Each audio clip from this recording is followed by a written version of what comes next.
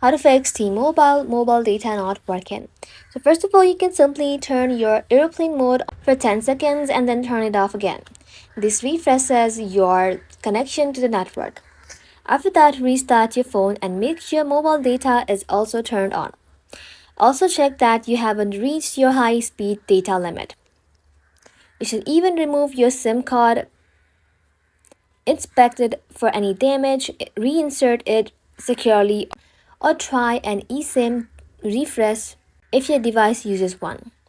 Then you can simply check for any carrier settings or system software updates, as these can fix network related issues.